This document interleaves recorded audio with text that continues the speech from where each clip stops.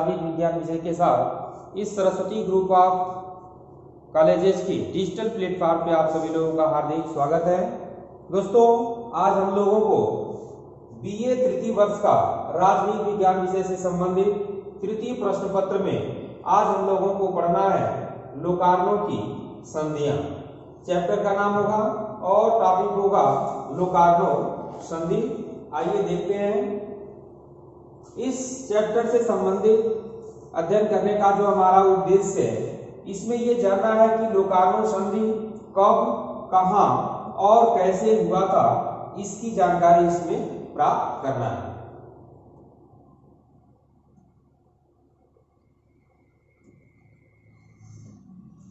अब ये देखना है कि जो लोकार्नो की संधि हुई थी मुख्य रूप से जो है कि किन किन देशों के बीच हुई थी, कहां हुई थी।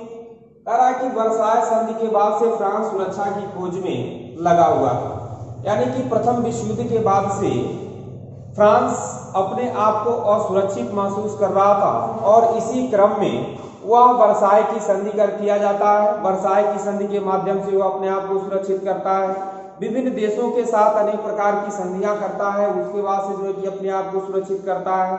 और इसी क्रम में फ्रांस के द्वारा जो है कि एक और प्रयास किया गया, सुरक्षा का प्रयास किया गया। कहा कि फ्रांस ग्रेट ब्रिटेन द्वारा राइन प्रदेश की सुरक्षा का विशेष आश्वासन और गारंटी चाहता था, यानी कि राइन जो नदी थी, इस राइन नदी का जो प्रदेश था, इसके संबंध में वह जो है कि आश्वस्त होना चाहता था, गारंटी चाहता था।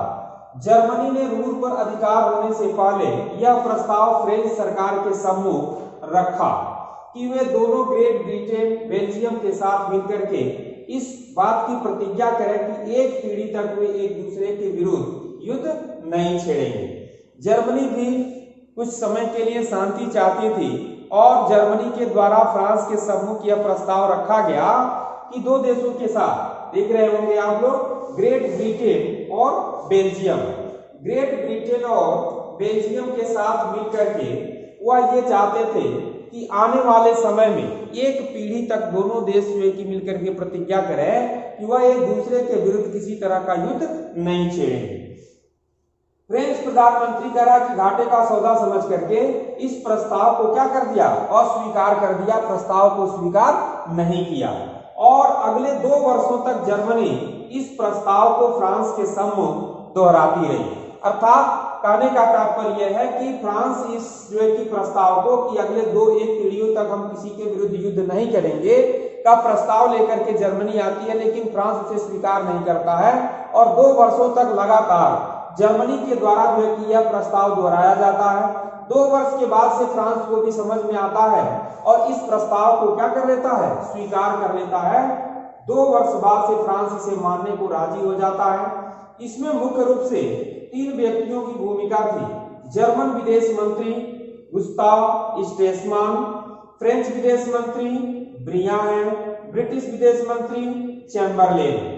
यानी कि जिस प्रकार से आप लोगों ने देखा होगा कि वर्साय की संधि में 4 मुख्य व्यक्तियों ने जो है कि भूमिका निभाई थी, उसी तरह से इस लोकार्नो संधि में मुख्य रूप से 7 देशों के प्रतिनिधियों ने भाग लिया था। लेकिन यहाँ पर 3 लोगों के द्वारा इस संधि को अंतिम रूप दिया गया था, विशेष रूप से समझौता हुई थी।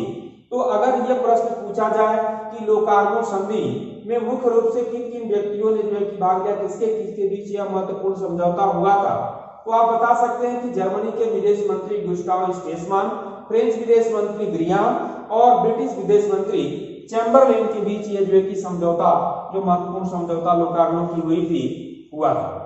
अब कह रहा है कि यह समझौता स्विट्जरलैंड के मज्जोरा झील के किनारे, अगर प्रश्न आ जाए कि लोकार्नो की जो संधि वो कहाँ हुई थी, तो आपको बताना है कि यह जो है कि स्विट्जरलैंड में हुआ था। एक मज्जोरा झील है, इसी के किनारे एक लोकार्नो नामक कस्बा है और इस लोकार्नो नामक कस्बे में ही यह संधि हुई थी। कब हुई थी? 1 अक्टूबर से लेकर के 16 अक्टूबर 1925 तक यह तय हुई थी। अतः इसे लोकार्नो समझौता कहा जाता है। यानी कि जगह के नाम पर, जैसे वर्साय नामक स्थान पर जो है कि वर्साय की संधि 1919 का शांति समझौता, उसी तरह से उसको वर्साय संधि कहते हैं। इसी तरह से यह जो है कि लोकार्नो नामक कस्बे के हुआ था, इसलिए इसको लोकार्नो संधि के नाम से जाना जाता है। तो इसमें एक चीज आप ध्यान दीजिएगा कि लोकार्नो की जो संधि हुई थी 1 अक्टूबर से लेकर के 16 अक्टूबर 1925 तक यह संधि हुई थी। इसको बिल्कुल याद रखिएगा। इसके बाद से देखना है कि लोकार्नो सम्मेलन जो हुआ था, इस लोकार्नो सम्मेलन में मुख्य रूप से किन किन देशों के प्रतिनिधियों ने भाग लिया था, कितने देशों के प्रतिनिधियों ने भाग लिया था। सबसे पहले देख रहे होंगे कि फ्रांस है, उसके बाद से जर्मनी है, ब्रिटेन है, इटली है, पोलैंड है, चेकोस्लोवाकिया है और बेल्जियम। तो यहाँ पर 7 देशों के जो है कि प्रतिनिधियों ने इस लोकार्नो सम्मेलन में भाग लिया था। तो इसलिए अगर पूछा जाए कि लोकार्नो सम्मेलन में कितने देशों के प्रतिनिधियों ने भाग लिया था या फिर कितने देशों ने भाग लिया था, तो आप बताएंगे कि 7 देशों के प्रतिनिधियों ने भाग लिया। प्रथम विश्व युद्ध के बाद यह पहला अवसर था। जैसा कि आप लोग जानते हैं, वर्साई की संधि जो हुई थी, वह वर्साई की संधि केवल विजेता राष्ट्रों का जो है कि संधि था, पराजित राष्ट्रों को उसमें आमंत्रित नहीं किया गया था और जर्मनी को केवल उस पर हस्ताक्षर करने के लिए लास्ट में बुलाया गया था। और प्रथम विश्व युद्ध के बाद से यह लोकार्नो सम्मेलन एक ऐसा सम्मेलन था जिसमें जर्मनी को पहली बार आमंत्रित किया गया था कि कोई सम्मेलन हुआ हो और उसमें जर्मनी को जो है कि आमंत्रित किया गया। वही चीज कह रहा है कि प्रथम विश्व युद्ध के बाद से यह पहला अवसर था जब जर्मनी को अंतरराष्ट्रीय सम्मेलन में जो है कि यूरोपीय राज्यों के साथ समानता का दर्जा दिया गया था। तो इसके बाद ये देखना है कि लोकार्नो समझौता के मार्ग में कुछ बाधाएं भी उत्पन्न हुई थी और वह कौन कौन सी बाधाएं थी, जिसमें सबसे पहला बाधा आप लोग देख रहे होंगे, जर्मनी के लिए राष्ट्र संघ की सदस्यता। यानी कि वर्साई की संधि के बाद से जब राष्ट्र संघ की स्थापना हुई थी तो उसमें जर्मनी को राष्ट्र संघ की सदस्यता प्राप्त नहीं हुई थी। जब इस लोकार्नो की संधि में जर्मनी को आमंत्रित किया जाता है तो जर्मनी एक शर्त रखता है कि जब तक हमको राष्ट्र संघ की सदस्यता नहीं प्राप्त होगी, हम इस वर्ष लोकार्नो संधि में जो है कि भाग नहीं लेंगे या फिर इसकी शर्तों को हम नहीं मानेंगे। तो एक बाधा यहाँ से उत्पन्न हो रही थी और इन देशों ने जो है कि इस जर्मनी को आश्वासन दिया कि आपको राष्ट्र संघ की सदस्यता प्रदान की जाएगी। तो ये पहली बाधा यहाँ से उत्पन्न हो रही थी इस लोकार्नो समझौते में। दूसरा है जर्मनी द्वारा पूर्वी सीमाओं की गारंटी देने से इनकार। यानी कि जो है कि फ्रांस के जर्मनी के द्वारा पश्चिम में कुछ देश जैसे मान लीजिए कि फ्रांस था, उसके बाद से जो है कि चेकोस्लोवाकिया था, तो इन देशों के साथ वह जो है कि समझौता करने के लिए जो है कि राजी था। उनको ये मानता था कि हाँ हम इनके साथ गारंटी का जो है कि बात रखते हैं, हम इधर सीमा अपना विस्तार नहीं करेंगे, लेकिन पूरब में जो है कि अपनी सीमा को, वह जो सीमा थी उसको वह अपना सीमा नहीं मानता था। पोलैंड था उधर और वह ये चाहता था कि हम अपनी सीमा में और ज्यादा उधर विस्तार करें।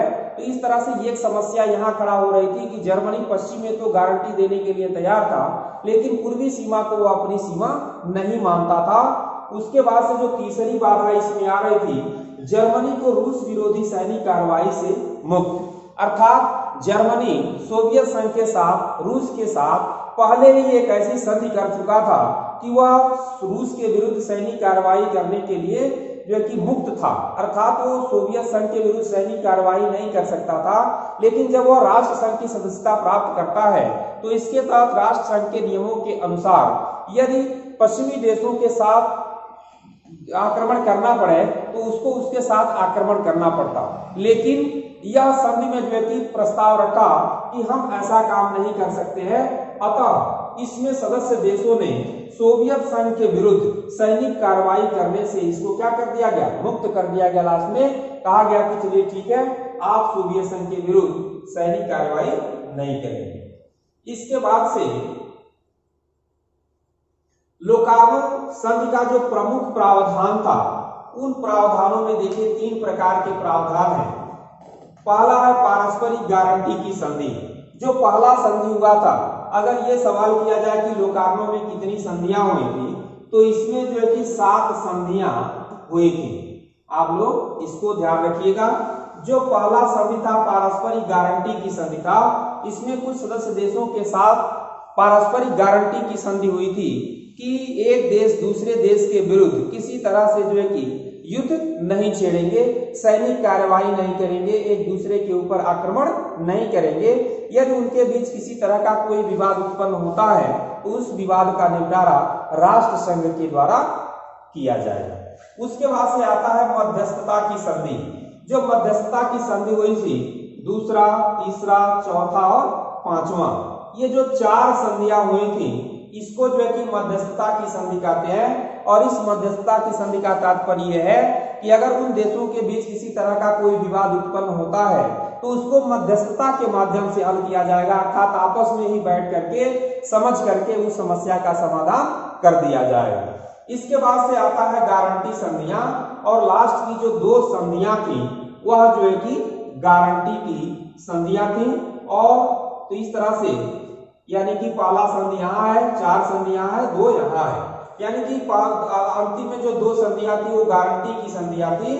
अर्थात कहने का तात्पर्य है कि सदस्य देशों ने जो है कि आपस में बिल्कुल एक दूसरे को गारंटी दिया, आश्वासन दिया कि हम आपके साथ जो है कि इन नियमों का पालन करेंगे। तो इस तरह से लोकार्नो संधि में प्रमुख प्रावधान 3 थे। पारस्परिक गारंटी की संधि, दूसरा है मध्यस्थता की संधि और तीसरा है गारंटी की संधि। अब देखेंगे हम लोग कि लोकार्नो जो समझौता हुआ था, इस लोकार्नो समझौता पर हस्ताक्षर कब हुआ था। अभी मैंने आपको बताया है कि 1 अक्टूबर से लेकर के 16 अक्टूबर 1925 तक यह संधि चली थी, और लास्ट में इस संधि पर जो है कि हस्ताक्षर कब होता है, तो 1 सितंबर 1925 को समझौते पर संबंधित देशों के प्रतिनिधियों ने हस्ताक्षर किया था, और 14 सितंबर 1926 से इसको क्या कर दिया गया था, लागू कर दिया गया था। तो इस डेट को भी आप लोग याद रखिएगा, 1 सितंबर 1925 को हस्ताक्षर हुआ था और 14 सितंबर 1926 से इसको लागू किया गया। इसके बाद से इस चैप्टर से संबंधित कुछ महत्वपूर्ण प्रश्न हैं, उसको हम लोग देखेंगे। पहला है आपका लोकार्नो कहाँ स्थित है। अभी मैंने आपको बताया कि लोकार्नो कहाँ था, तो लोकार्नो देखिए कहाँ स्थित था। इसमें 4 ऑप्शन है, स्विट्जरलैंड, फ्रांस, जर्मनी और इटली। इसमें मैंने अभी बताया है कि स्विट्जरलैंड के मंजोरा झील के किनारे लोकार्नो नामक कस्बा था, उसी में ये संधि हुई थी, तो इसलिए इसका पहला ऑप्शन स्विट्जरलैंड जो दिया हुआ है ये सही हो जाएगा। दूसरा जो है लोकार्नो संधि हुआ था, कब हुआ था, अभी यही बताया गया है, 1927 में, 1925 में, 1926 में, 1928 में। तो आपको मैंने बताया कि 1925 में ये लोकार्नो संधि हुई थी। तीसरा प्रश्न है लोकार्नो संधि में कितने देशों के प्रतिनिधियों ने भाग लिया था। उन 7 देशों का भी मैंने नाम आपके सामने जो है कि गिनाया है। तो इस तरह से इसमें ऑप्शन है 6, 8, 7 और 10, जिसमें 7 देशों के प्रतिनिधियों ने इसमें क्या किया था, भाग लिया था। अगला प्रश्न है चौथा, लोकार्नो संधि में भाग न लेने वाले देश कौन थे, जिसमें ऑप्शन दिया हुआ है, देख रहे होंगे, फ्रांस लिया था, जर्मनी, उसके बाद से है स्विट्जरलैंड और इटली। तो इसमें स्विट्जरलैंड जो देश है, स्विट्जरलैंड में ये संधि हुई थी, लेकिन स्विट्जरलैंड इस लोकार्नो संधि में जो है कि भाग नहीं लिया था। तो ये जो तीसरा ऑप्शन है स्विट्जरलैंड, ये इसमें सही है। पांचवा आता है लोकार्नो युद्ध एवं शांति के बीच एक वास्तविक विभाजक रेखा है, यह किसने कहा है, यह किसका विचार है। तो इसमें आप लोग देख रहे होंगे एक ऑप्शन कट गया है, ब्रियाम, वुड्रो विल्सन और गुस्टाव स्ट्रेसमान। तो इसमें जो है कि एक ऑप्शन यहाँ कट गया है। तब तक के लिए फिर हम लोग मिलेंगे अगले चैप्टर में। मित्रों धन्यवाद।